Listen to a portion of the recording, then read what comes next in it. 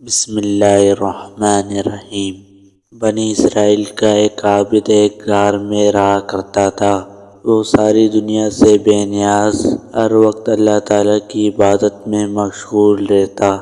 جنگل کے پھل کھاتا، چشمے سے وضو کرتا، دن کو روزہ رکھتا اور رات کے وقت اللہ تعالیٰ کی بارگاہ میں کھڑا نوافل ادا کرتا۔ حضرت موسیٰ علیہ السلام نے بھی اس عابد کا چرچا سنا، اس سے ملاقات کے لیے چل پڑے۔ حضرت موسیٰ علیہ السلام دن کے وقت گئے تو عابد اللہ کی عبادت میں مشغول تھا۔ اللہ کے نبی حضرت موسیٰ علیہ السلام اس عابد کو رات کے وقت ملنے گئے تو تب بھی وہ عبادت میں مصروف تھا۔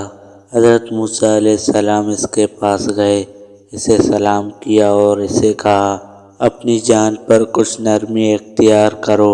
اس وقت عبادت گزار بندے نے جواب دیا، اے اللہ کے نبی، میں ہر وقت اللہ کی عبادت میں مصروف رہنا چاہتا ہوں تاکہ جب موت کا وقت آئے تو میں اللہ کی یاد سے غافل نہ ہوں۔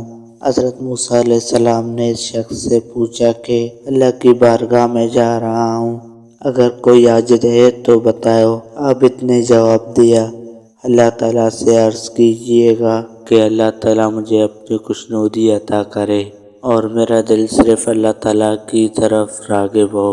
جب حضرت موسیٰ علیہ السلام کوہ طور پر گئے، وہاں جا کر یہ بات بھول گئے۔ اللہ تعالیٰ نے حضرت موسیٰ علیہ السلام سے کہا، اے موسیٰ، میرے عابد کی بات بھول گئے ہو۔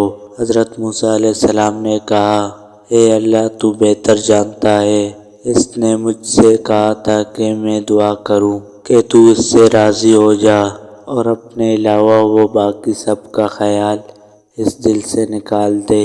اللہ تعالیٰ نے فرمایا، اس سے کہنا کہ وہ جتنی چاہے عبادت کر لے، اپنے سابق گناہوں کی وجہ سے جہنم میں جائے گا۔ جب حضرت موسیٰ علیہ السلام نے اس عابد کو یہ بات کہا تو اس نے کہا کہ مجھے اللہ تعالیٰ کا یہ فیصلہ منظور ہے۔ اس نے کہا کہ میں اپنے رب کے فیصلے کو دل و جان سے منظور کرتا ہوں۔